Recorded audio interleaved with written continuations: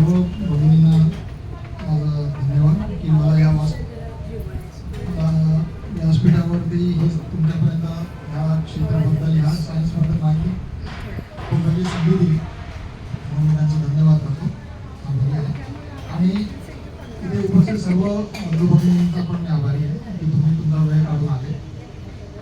खरं तर कारण असं आहे की आज एप्रिल महिन्यातील सर्वात जास्त उष्णतेचा दिवस म्हणजे आज पारा 43-43च्या वर गेलेला आहे. तरी सुद्धा तुम्ही इथे आलात, वेळेवर आलात. याच्यावरून हे कळतं की तुम्हाला ह्या विषयाबद्दल किती उत्सुकता आणि आवाज येत नाही. त्यावरून हे कळतं की तुम्हाला या विषयाबद्दल किती कुतूहल आणि उत्सुकता आहे त्याबद्दल. तर मराठीत बोलून हिंदी मराठी मिक्स असेल तरी चालेल. कोणाला हिंदी असेल तर हिंदीमध्ये पण बोलू शकता किंवा थोडासा मिक्स करू.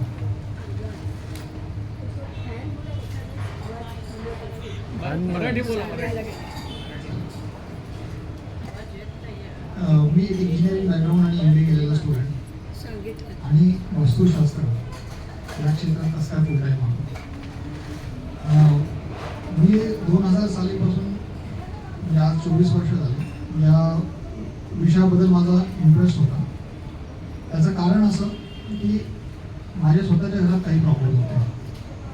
आई पत्रिका घेऊन जायची, याला दाखव त्याला दाखव, आणि त्यावेळेस वास्तुशास्त्राबद्दल फार कमी लोकांना जास्त अवेअरनेस किंवा माहिती होती. आणि जानेवारी 2000 मध्ये माझा या विषयाची परिचय झाला आणि ती क्युरियोसिटी वाढली. त्या जे काही थोडंफार हातात इन्फॉर्मेशन होतं त्या हिशोबाने आम्ही घरात काही तोडफोड केली त्यावेळेस 24 वर्षापूर्वी आणि काही चेंजेस केले आणि त्या केलेल्या बदलचा आम्हाला थोडाफार फरक पडला. त्याच्यामुळे ते कुतूहलता किंवा क्युरियोसिटी अजून वाढत गेली. मी माझा अभ्यास संपवून जॉबला लागलो होतो. 2009-10 मध्ये मी याचा वास्तूचा कोर्स केला आणि या विषयाबद्दल जास्त अधिक माहिती घेतली आणि मी पार्ट टाइम कन्सल्टिंग चालू केलं आणि 2016 पासून मी आता फुल टाइम याच्यात कन्सल्टिंग करतो. त्याचं कारण असं की 2010 ते 2016 पर्यंत पार्ट टाइम करत असताना माझे काही क्लायंट होते, त्यांना ह्या जे काही उपाययोजना सांगितल्या त्याचा खूप छान अनुभव आला आणि माझ्याच क्लायंटने मला इन्स्पिरेशन दिलं किंवा त्यांनी प्रोत्साहन दिलं आणि सांगितलं की तुम्ही या क्षेत्रात अजून पुढे जाऊन मार्गदर्शन करा. आणि कुठून तरी आपण म्हणतो की आपल्याला तो सिग्नल मिळतो, त्याच प्रकारे मला तो एक सिग्नल मिळाला. मी त्यात अजून रिसर्च माझा वाढवला आणि या क्षेत्रात फुल टाईम आलो. आता हा जो विषय आहे आता बऱ्याच लोकांपर्यंत माहीत पडलेला आहे, पण तिथे एक प्रॉब्लेम असा आहे की एकतर ह्या विषयाबद्दल लोकांना अर्धवट माहिती आहे किंवा लोकांना चुकीची माहिती आहे. त्याचं कारण असं की आता आजकाल सर्वांकडे मोबाईल, लॅपटॉप, स्मार्टफोन आलेले आहेत आणि त्यामुळे आपण सोशल मीडियावरती बराच वेळ घालवतो आणि सोशल मीडियावरती असे बरेच इन्फॉर्मेशन आहे, गुगलवरती आहे आणि त्याच्यामुळे more information leads to more confusion. म्हणजे ती इन्फॉर्मेशन तर मिळते आपल्याला ऑनलाईन, पण ती इम्प्लिमेंट कशी करायची, अप्लाय कसं करायचं हे आपल्याला माहीत नसतं किंवा सांगणारं कोणी नसतो आणि आपण फार कन्फ्यूज होतो. तर हे जे दोन टॉपिक आहेत की एकतर लोकांना असलेली चुकीची माहिती किंवा अर्धवट माहिती, हे दोन्ही घातक आहेत आणि लोकांचा अवेअरनेस वाढवण्यासाठी मी या क्षेत्रात अवेअरनेस वाढवण्यासाठी माझं स्वतःचं यूट्यूब चॅनल चालू केलं आणि लोकांपर्यंत ही माहिती पोहोचण्याचा प्रयत्न करतोय मागच्या 4-5 वर्षापासून. आता हा जो माझा उद्देश, आता वास्तू सायन्स का बरं आहे, तर सायन्स असेल तर त्याचे काही नियम आहेत. म्हणजे वास्तूमध्ये आपण ज्या गोष्टींना कन्सिडर करतो ते म्हणजे सौर ऊर्जा, सनलाईट, जे अंतरिक्षातून येणारे काही वेव्ज असतात. आता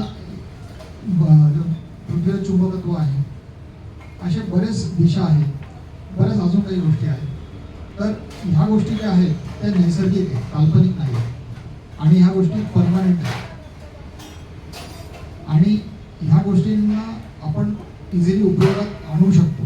म्हणजे जर वास्तुशास्त्रामध्ये असं लिहिलेलं आहे की ही रूम इथे बांधावी किंवा हे किचन इथे बांधावं, तर ते करणं शक्य आहे. त्याला म्हणतात त्याची उपयोगिता. आणि त्यानंतर हे कुठल्या धर्माशी संबंधित नाही, पूर्ण विश्वव्यापी आहे. म्हणजे तुम्ही भारतात काय कुठे दुसऱ्या देशात जरी गेले तरी याचे नियम सारखेच आहेत. त्याच्यामुळे हे सायन्स आहे. पण युरोपमध्ये किंवा पश्चिमी देशात ह्या सायन्सवर त्यांनी अजून जास्त रिसर्च केलेला आहे आणि त्यांनी ते या सायन्सला मेटाफिजिकल सायन्स असं म्हणतात. आता मेटाफिजिकल सायन्स जर म्हटलं तर आपल्याला जास्त इंटरेस्ट वाढतो किंवा आपल्याला वाटतं हे काहीतरी खरंच आहे.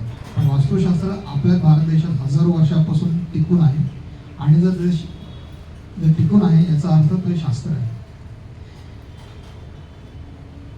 जेव्हा आम्ही वास्तूचं इन्स्पेक्शन करतो तेव्हा आपण काय काय बघतो?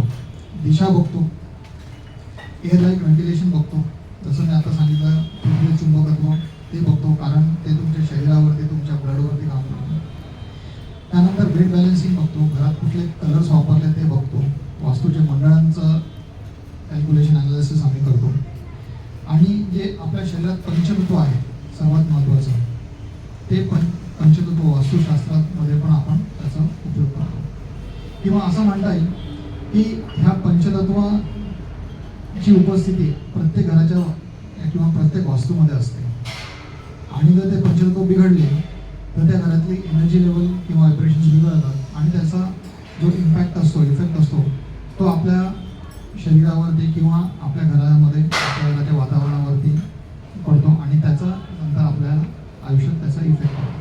जर ह्या गोष्टी आपण बॅलन्स केल्या तर आपल्याला खूप चांगले रिझल्ट्स मिळतात.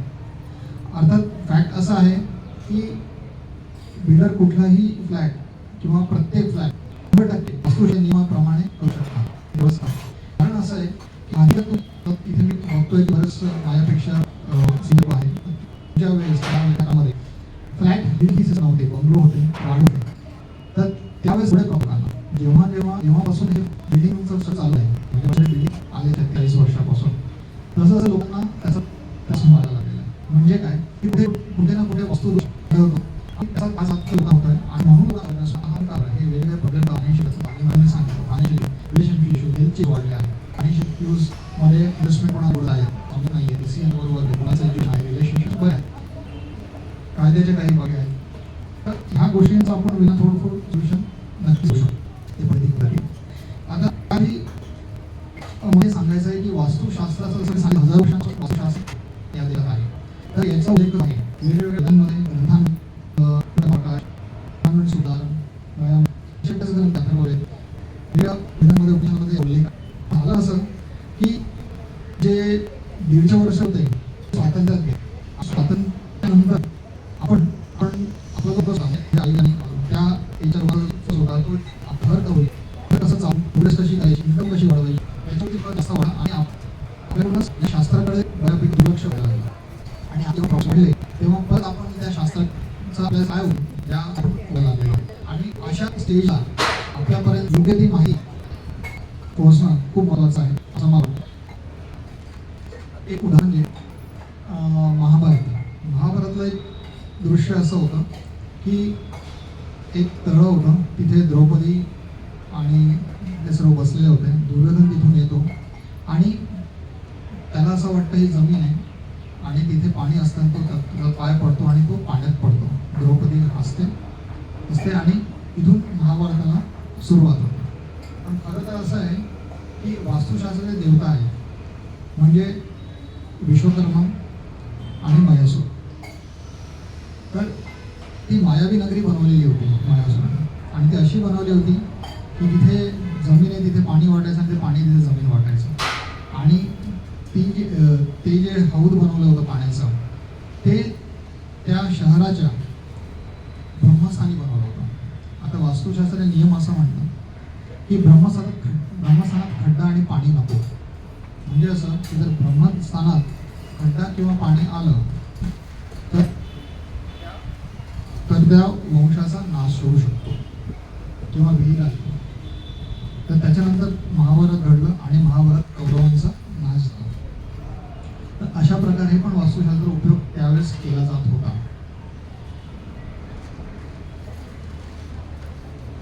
आता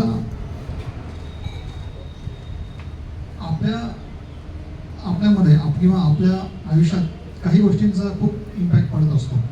3-4 गोष्टी ज्या आहेत, एक म्हणजे आपले जे मागच्या जन्माचे कर्म आहेत, म्हणजे आपल्याला आपल्या आयुष्यामध्ये आपल्याला जे काही पॉझिटिव्ह गोष्टी मिळत आहेत आणि जे काही निगेटिव्ह गोष्टी मिळत आहेत, किंवा आपल्याला आज घर आहे राहायला, मुलगा आहे, नोकरी आहे, हे आपले जे चांगले कर्म त्याच्यामुळे मिळालेले आहेत. आणि जे प्रॉब्लेम्स आपण फेस करतोय त्याचा कुठे ना कुठे काही ना काही संबंध आपल्या मागच्या जन्माच्या कर्माशी आहे, एक गोष्ट. दुसरी गोष्ट, त्या कर्मांप्रमाणे आपली पत्रिका तयार होते. म्हणजे ते ग्रह बसतात आणि जेव्हा जेव्हा काही मारक ग्रह तर किंवा त्या मारक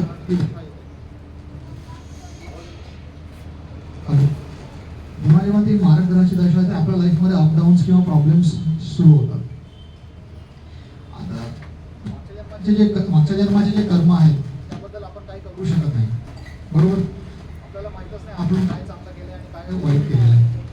दुसरी गोष्ट, आपल्या पत्रिकेतले जे काही ग्रह आहेत, ते जे ग्रह आहेत ते आपण चेंज करू शकत नाही.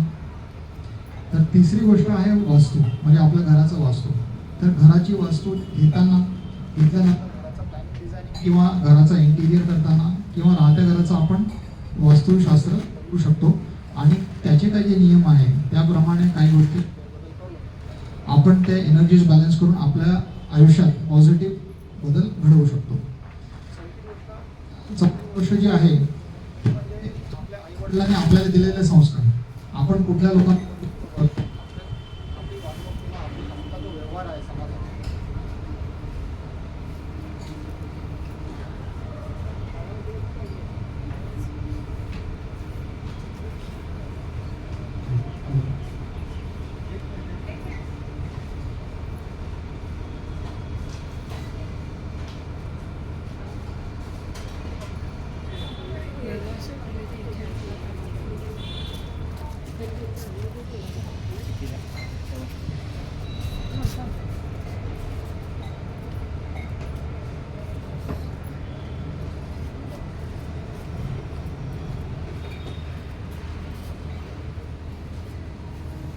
थोडा व्हॉल्यूम कमी करा.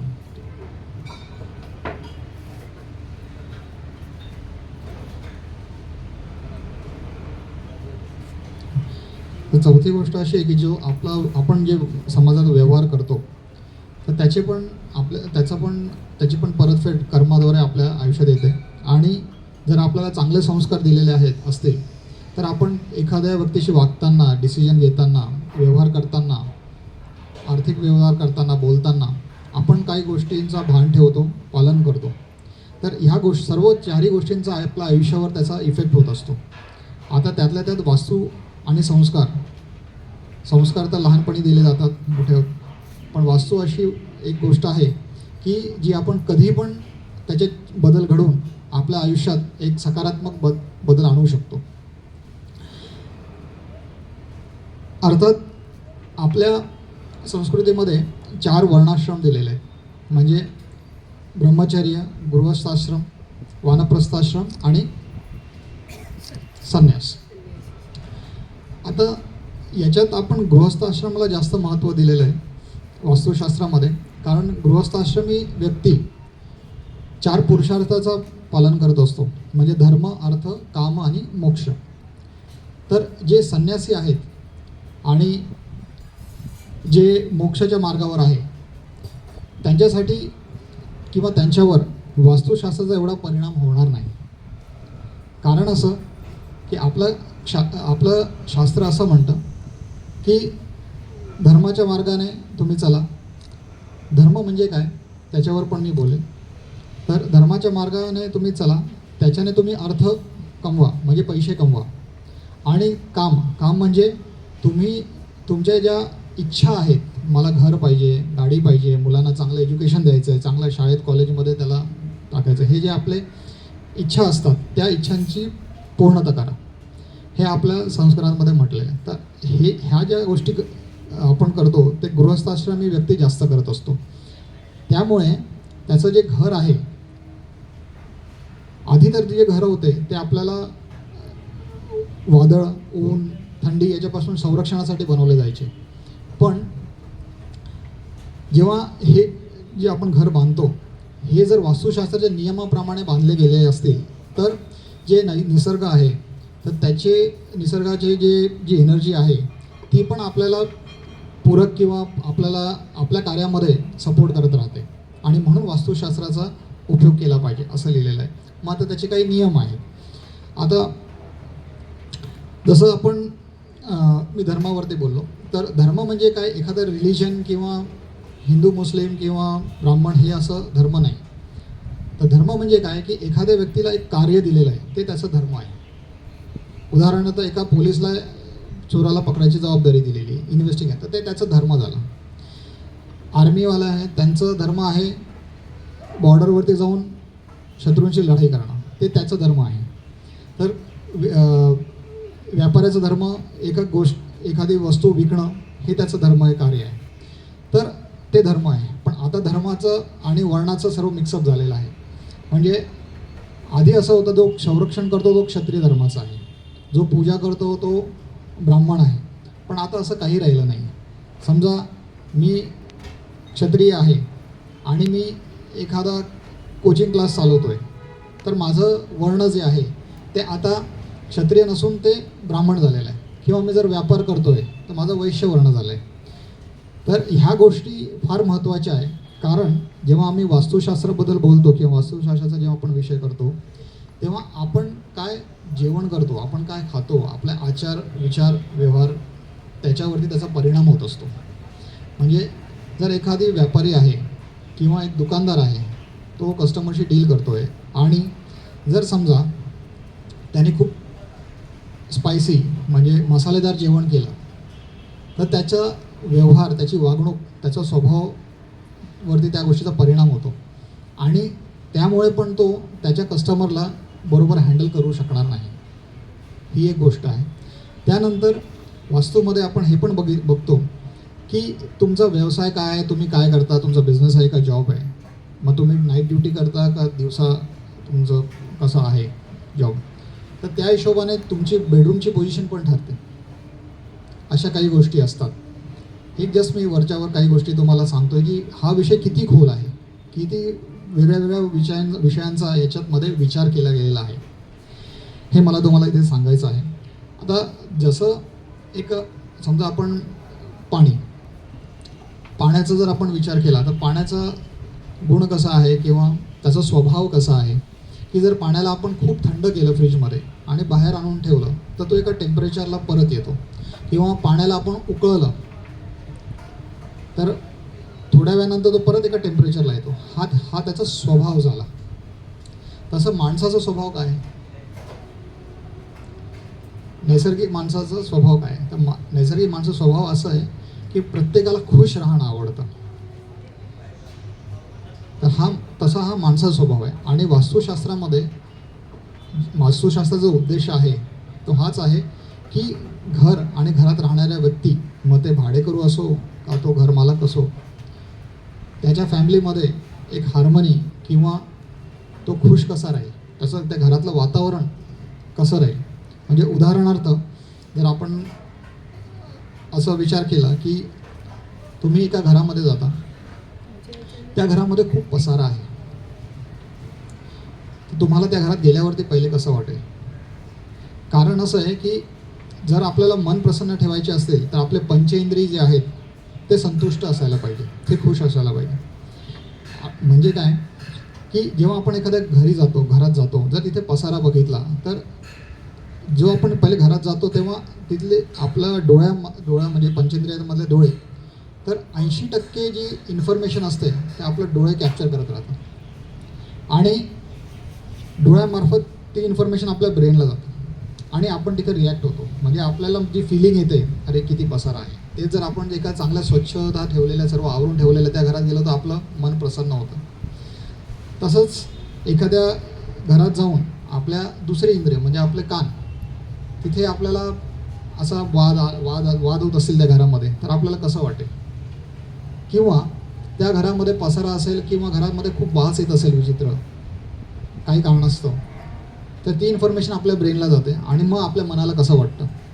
आणि तेच जर एखाद्या घरात आपण जातो आणि त्या घरामध्ये एक छान इन्स्ट्रुमेंटल म्युझिक किंवा एखाद्या एक देवाचं स्वामींचं काय म्हणतो आपण, स्वामी समर्थाचा जप चालू असेल किंवा कुठल्याही देवाचा जप चालू असेल, गायत्री मंत्र चालू असेल किंवा एखादा म्युझिक, एखादा मूवीचं सॉन्ग चालू असेल, तर आपल्या मनावरती त्याच्या गोष्टीचे इफेक्ट होतात.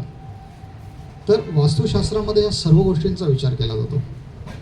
त्यानंतर तुम्ही कुठल्या दिशेमध्ये कसं कलर वापरला आहे, जसं मी पंचतत्वाचा विषय केला, तर आता सर्वांना माहिती आहे की 4 मेन दिशा असतात आणि 4 उपदिशा आहेत. पूर्व, पश्चिम, उत्तर, दक्षिण, आग्नेय, ईशान्य, वायव्य आणि नैऋत्य आणि ब्रह्मस्थान. तर हे जे पंचतत्व आहेत ह्या पाच दिशांमध्ये त्यांची उपस्थिती असते. आता कुठेही जर पंचतत्व बिघडलं, म्हणजे समजा ईशान्य दिशेत जलतत्व आहे, तिथे जर अग्नी आलं म्हणजे तुमचं किचन आलं, म्हणजे अर्थातच अग्नी आणि जल हे विरुद्ध तत्व आहेत, ते बिघडले, बरोबर. त्याच्यामुळे ईशान्य दिशा डिस्टर्ब झाली. आता ईशान्य दिशेचा संबंध कुठल्या गोष्टीची असतो, तर तुमची हेल्थ, तुमचा प्रोग्रेस, मुलांचं एज्युकेशन, ओके, तुमची जी विचार करण्याची क्षमता आहे, विजन आहे, त्या गोष्टींचा संबंध असतो. मग त्या गोष्टी बिघडतील. तर असं हे सायन्स आहे. जेव्हा आम्ही एखाद्या घराचं ॲनालिसिस करतो तेव्हा आम्ही बघतो की कुठले पंचतत्व बिघडलेले आहेत, कशामुळे बिघडलेले आहेत. मग पृथ्वीतत्वात जलतत्व आलं आहे की पृथ्वीतत्वात अग्नितत्व आलं आहे की अग्नितत्वात जलतत्व आलेलं आहे. मग त्यामुळे त्या घरातल्या स्त्रियांना त्रास होतो आहे का त्या घरातल्या पुरुषांना त्रास होतो आहे? मग कुठल्या प्रकारचा त्रास होतो आहे, कुठले प्रकारचे दोष आहेत, किती गंभीर दोष आहेत, एक दोष आहे की 3-4 वेगवेगळे दोष आहेत, त्याच्याहून त्या दोषामुळे त्या घरात होत असणाऱ्या त्रासाचे, त्या लोकांना त्रास किती लेवलचा आहे किंवा किती वाढलेला आहे आणि ते घर किती जुनं आहे त्याच्यावरून आम्हाला अंदाज येतो. तर अशा काही गोष्टी आहेत. आता मला हे म्हणायचं आहे की आपण अजून 3-4 गोष्टींचा विचार केला जातो की वेगवेगळ्या प्रकारचे ऋण असतात. देव ऋण असतं, पितृ ऋण असतं, आणि पितरांचा संबंध पण वास्तूमध्ये एका दिशेशी आहे. नैऋत्य दिशा, तिथे पितरांचं स्थान आहे. आणि सामाजिक ऋण, असे 3 प्रकारचं ऋण आपण घेऊन जन्माला येतो. तर जेव्हा आपण वास्तू करतो तर ते आम्ही काही स्पिरिच्युअल ॲक्टिव्हिटी पण सांगतो की तुम्ही कुळदेवीचं जप करा किंवा तुमचे जे पण गुरु असतील, गजानन महाराज, स्वामी समर्थ, साईबाबा, तुम्ही ज्यांना पण फॉलो करतात त्यांचं ध्यान करा, त्यांचं स्मरण करा. तर याच्यामुळे तुमचं जे देवऋण आहे ते फेडलं जातं. श्राद्ध पक्षात आपण जे पितरांसाठी करतो किंवा पितरांसाठी काही उपाययोजना आम्ही सांगतो, त्यामुळे तुमचं पितृऋण जे आहे ते बऱ्यापैकी फेडलं जातं. आणि सामाजिक ऋण म्हणजे तुम्ही घरात येणाऱ्या व्यक्तीला कसा मान सन्मान देता, तुम्ही त्यांना काय पाहुणचार करता, ह्या गोष्टीमुळे तुमचा सामाजिक ऋण जो आहे तो पण फेडण्यात मदत होते. आणि हे सर्व कार्मिक डेट म्हणतो, म्हणजे जे मागच्या जन्माचे कर्म आहे, अशा प्रकारे त्या गोष्टींना आपण बऱ्यापैकी ॲड्रेस करू शकतो. तर अशा काही गोष्टी होत्या ज्या मला तुमच्यापर्यंत पोचवायच्या होत्या की ह्या सर्व गोष्टींचा विचार केला जातो. आता मी जास्त वेळ घेणार नाही आणि आपण तुमच्या प्रश्नोत्तर, तुमचे जे प्रश्न असतील त्याला मी उत्तर द्यायला तयार आहे. तर आपण प्रश्नोत्तराचं सेशन सुरू करूया. तर कोणाला काही प्रश्न असतील तर, शंका काय असेल तर ते विचारा. देवघर जे आहे ते कुठच्या दिशेला असावं, ईशान्य असं म्हणतात, तर ते एकदा जरा परत रिपीट करा. देवाचं घर म्हणजे देवघर आपण जे करतो ना घरामध्ये, आणि कार्य त्या ठिकाणी जाऊन करतो. ॲक्च्युली मला ऐकू येत नाही आहे, त्यांना माईक द्या ना जरा.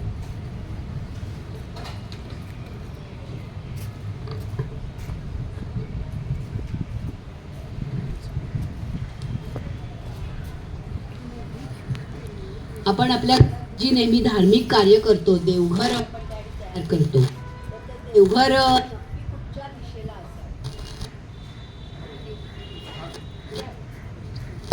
आणि सर दुसरा असा प्रश्न की आग्नेय दिशेला जर लॅट्रिन असेल तर त्याचे काय दुष्परिणाम होतात ते प्लीज सांगा.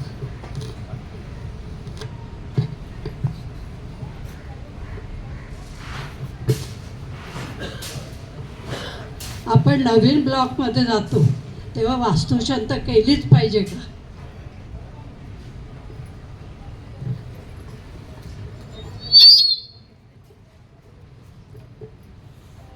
आपण एक एक करून प्रत्येक प्रश्नाचं उत्तर बघूया. सर्वात पहिले प्रश्न होता की देवघर कुठे असला पाहिजे किंवा आपण ते पूजा यज्ञ वगैरे करतो ते कुठल्या दिशेला व्हायला पाहिजे, बरोबर. हा खूप महत्त्वाचा विषय घेतलाय मॅडम तुम्ही, कारण मी ज्या ज्या घरात जातो तर मी असं बघतो की कोणी देवघर कुठे त्यांच्या सोयीप्रमाणे ठेवलेलं आहे. म्हणजे घराचं पूर्ण इंटिरियर करतात, मग कुठेतरी एक जागा मिळते मग तिथे देवघर करतात. किंवा मी असंही बघितलेलं आहे की लोकांना देवघराबद्दल खूप कुतूहल असतं की आमचं देवघर खूप छान असायला पाहिजे, खूप व्यवस्थित असायला पाहिजे, तेवढं त्यांच्या मनात असतं. पण कळत नकळत त्यांनी देवघर चुकीच्या ठिकाणी ठेवलेलं असतं. तर याचं एक सिंपल नियम असा आहे की देवघर किंवा तिथे आपण काय करतो, तिथे आपण पूजा करतो, तिथे आपण मेडिटेशन करतो, जप करतो, ध्यान करतो. तर ती अशी दिशा असली पाहिजे की जिथे आपल्या देवासोबत एक कनेक्शन संबंध इस्टॅब्लिश व्हायला पाहिजे. म्हणजे आपल्याला तेव्हाच ती मनाची शांती मिळते जे पण आपण कार्य करतो. आणि त्यासाठी ईशान्य दिशा सर्वात योग्य आहे. ईशान्य दिशा जर नसेल मिळत तर पूर्व दिशेपासून उत्तर दिशेपर्यंत कुठेही देवघर ठेवलं तरी चालतं. म्हणजे उत्तर दिशेत देवघर ठेवलं तरी चालतं आहे, पूर्वेला ठेवलं तरी चालतं आहे, पण ईशान्य सर्वात छान दिशा. त्यातल्या त्यात जर तुम्ही तुम्हाला ईशान्य दिशेपासून थोडं लेफ्टला डाव्या साईडला जागा मिळत असेल तर ती अजून सर्वोत्तम दिशा आहे. कारण जेव्हा आपण वास्तूच्या पदमंडळांचा विचार करतो, म्हणजे वास्तू म्हणजे दिशांचा विचार करतो, 16 झोन असतात, त्याचप्रमाणे 45 शक्ती असतात. तर ईशान्य दिशेच्या डाव्या साईडला एक शक्ती असते. ती शक्ती म्हणजे वास्तूच्या मंडळामधले सर्व जे देवता असतात, 45 शक्ती असतात, त्यांची आई. तर त्या दिशेत जर तुम्ही देवघर ठेवलं तर त्याचे खूप छान रिझल्ट येतात. तुमच्याकडे जर श्रीयंत्र असेल तर नक्कीच त्या दिशेत ठेवा, त्याचे खूप छान रिझल्ट्स येतात. आता याच्यात दुसरी गोष्ट अशी की बरेच वेळेस मी जेव्हा लोकांना सांगतो की तुमची देवघर या दिशेत ठेवा, तर त्यांच्या मनात शंका अशी येते की देवाचं तोंड दक्षिणेला होईल किंवा देवाचं तोंड पश्चिमेला होईल. तर कसं आहे, जे देऊळ असतं बाहेरचं त्याचे वास्तूचे नियम वेगळे आणि घरात जे आपण देवघर ठेवतो त्याचे वास्तूचे नियम थोडे वेगळे असतात. जे बाहेर देऊळ आहे त्याच्यामध्ये आपण बघितलं की जास्त करून जी मूर्ती असते त्यांचा चेहरा पूर्वेकडे असतो. त्याचं कारण असं की सूर्याची जी सकाळची किरणे असतात त्या मूर्तीवरती पडतात आणि जर तिथे जर तुम्ही मूर्ती बघितली तर 4 फूट, 5 फूट, 6 फूट, 10 फूट पण मूर्ती असते. पण आपल्या घरात मूर्ती नियमाप्रमाणे छोटी असते. कारण का की जर मूर्ती 2, 2.5, 3 इंचापेक्षा जास्त असेल तर त्याची प्राणप्रतिष्ठा करावी लागते आणि त्याचे आपण जे करतो म्हणजे तसं त्याचे काही नियम असतात ते आपण घरात पालन करावं लागतं. ते शक्य होत नाही. म्हणून आपण जास्त करून फोटो ठेवलेले जास्त चांगले. आणि आपला चेहरा घरामध्ये पूजा करत असताना ईशान्येकडे, पूर्वेकडे किंवा उत्तरेकडे असेल तर जास्त चांगलं. कारण तिथून जी पॉझिटिव्ह कॉस्मिक वेव्ज येते, म्हणजे असं सनलाईट आहे तो ईस्ट टू वेस्ट असतो, ईशान्य दिशेत किंवा उत्तरेला किंवा पूर्वेला नाही. काय ते सांगतोय मी की जसं सनलाईट जो असतो तो म्हणजे सूर्योदय होतो पूर्वेपासून पश्चिमेला, पृथ्वीचं जे चुंबक आहे ते नॉर्थ साऊथ असतं. तसं ईशान्येतून नैऋत्य म्हणजे ईशान्य दिशेपासून जी सकारात्मक ऊर्जा असते ती त्याचा प्रवाह होत राहतो आणि देवांचं जे स्थान आहे ते ईशान्य दिशा आहे. आणि जेव्हा आपण त्या दिशेकडे मागतो तेव्हा आपल्याला ते सॅटिस्फॅक्शन लवकर मिळतं. देवाला काही फरक पडत नाही तुम्ही कुठेही ठेवा, पण जर त्या शक्तीला त्या योग्य त्या स्थानात ठेवलं तर त्याचे रिझल्ट्स चांगले येतात वास्तूमध्ये. तुम्हाला थॉट क्लॅरिटी मिळते, स्पिरिच्युअलिटी घरामध्ये वाढते, ज्याची आज खूप गरज आहे. आज आपण सिनियर लोक वेळ असतो, पण बरेच लोक बघतो मी त्यांना सकाळी लोकल पकडायचे, सकाळी वेळच नसतो, देवासमोर डोकं कसं तरी नमस्कार करतात आणि निघतात. मुलांनाच ते संस्कार दिले जात नाही आहेत. त्याच्यामुळे आज ती स्पिरिच्युअलिटी जर आपल्याला परत आणायची असेल, वाढवायची असेल, तर देवघर ईशान्य दिशेत ठेवणं खूप महत्त्वाचं आहे त्या दृष्टिकोनातून सुद्धा. हो, म्हणजे मी तुमचं प्रश्नाचं उत्तर दिलेलं आहे मॅडम. ईशान्य पूर्व आणि कोणती दिशा सांगितलं? ईशान्य पूर्व आणि कोणत्या दिशेला देवघर असतं? उत्तर. देवाचा चेहरा असला पाहिजे की आपला चेहरा? देवाचा चेहरा दक्षिणेला झाला, पश्चिमेला झाला तरी चालतो. आपण जे आपला चेहरा पूर्वेला किंवा ईशान्येला किंवा उत्तरेला पाहिजे. तर दुसरा प्रश्न असा होता की टॉयलेट जर आग्नेय दिशेत आलं तर काय? हा एक खूप गंभीर वास्तुदोष मानला जातो. कारण असं आहे की एक तर ते जलतत्व आहे, जसं मी आधी सांगितलं, जलतत्व आणि अग्नितत्व एकदम विरुद्ध तत्व आहेत. दुसरी गोष्ट ते एक घाण पाणी आहे. आपल्या शरीरातली आपण घाण त्या दिशेत काढत असतो. तिसरी गोष्ट अशी आहे की आग्नेय दिशा इथे वास्तूमध्ये स्त्री शक्तीची दिशा मानली जाते. म्हणजे असं बघितलेलं, जर ईशान्येमध्ये दोष असेल आणि आग्नेय दिशेत पण दोष आला आणि ते पण टॉयलेट बाथरूमचा दोष असेल तर तिथे डक पण आला, म्हणजे 2 दोष झाले, 3 दोष झाले. एक तर अग्नी तिथे नाही आहे, जलतत्व आलं टॉयलेट मानल्यामुळे, आणि तिथे डकमुळे कट आला, तर 3 ते 4 वास्तुदोष आले, म्हणजे ते गंभीर वास्तुदोष झाले, मल्टिपल डिफेक्ट झाले त्या घरामध्ये. त्यामुळे त्या घरामध्ये त्या राहणाऱ्या त्या स्त्रियांना जास्त त्रास होईल. तो कसा त्रास होईल का, त्यांचा हॉर्मोनल इम्बॅलन्स होणं, चिडचिड वाढणं किंवा मूड स्विंग्स होणं, अशा प्रकारे काही गोष्टी, किंवा त्यांच्या आरोग्याच्या तक्रारी वाढतील जर आग्नेयसोबत ईशान्य दिशेत दोष असेल तर तो एक खूप गंभीर दोष आहे. त्याच्यावर काही उपाय असतात. आता एक उपाय म्हणजे असं आहे की तिथे तुम्ही पाण्याची बादली भरू नका ठेवू. तिथलं जर तुमच्या जर 2 BHK असेल तर अर्थातच दुसरं टॉयलेट दुसऱ्या कुठल्या तरी दिशेत आलं असेल तर ते योग्य दिशेत असेल तर ते टॉयलेट वापरा, हे टॉयलेट वापरणं कमी करा. त्यानंतर तिथे त्या दिशेमध्ये ऑरेंज किंवा लाल कलरचा लाईट लावा, किंवा लाल ऑरेंज कलरची बादली, मग टब वगैरे अशा गोष्टी ठेवा, म्हणजे त्या तत्वाचा जो कलर आहे त्याचा काही प्रेझेन्स येईल. अशा छोटे छोटे काही उपाययोजना तुम्ही घरच्या घरी करू शकता. आणि तिसरा प्रश्न मॅडमचा होता, हां, वास्तुशांतीबद्दल. बरोबर. तर कसं असतं की वास्तुशांती का करायची? जेव्हा त्या वास्तूचं निर्माण होत राहतं तेव्हा तिथे काही लोक वावरत असतात, तिथे काही तोडफोड झालेली असते किंवा बांधकाम झालेलं असतं.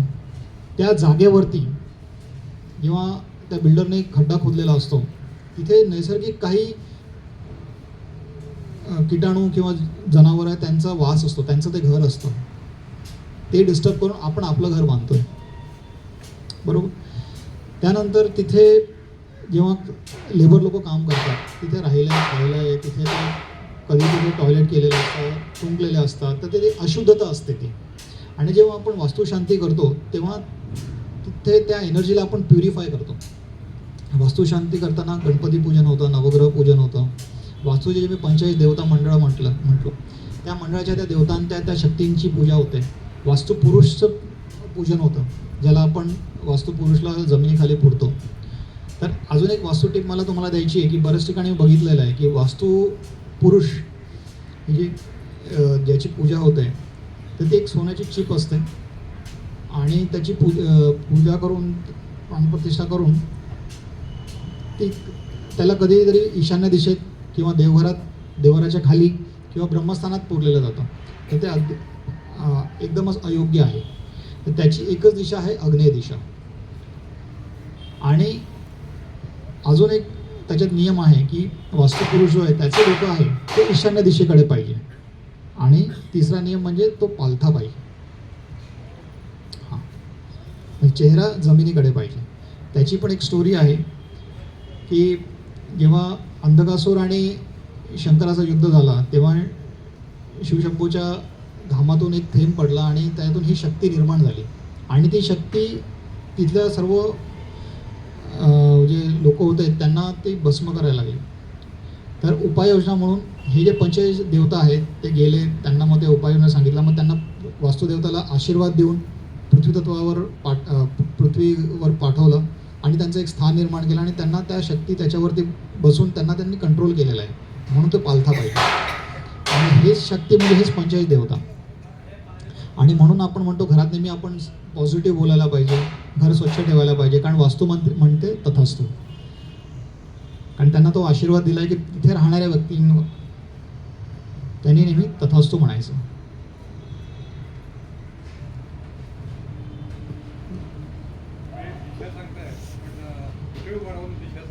बरोबर, अगदी बरोबर.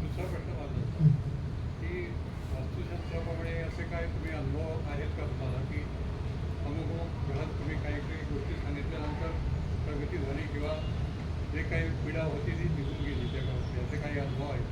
हो. स्वामींच्या घराला आहे. तर आजकाल कल्याण त्यांचा दुसरा जो प्रश्न आहे त्याचं मी उत्तर देतो.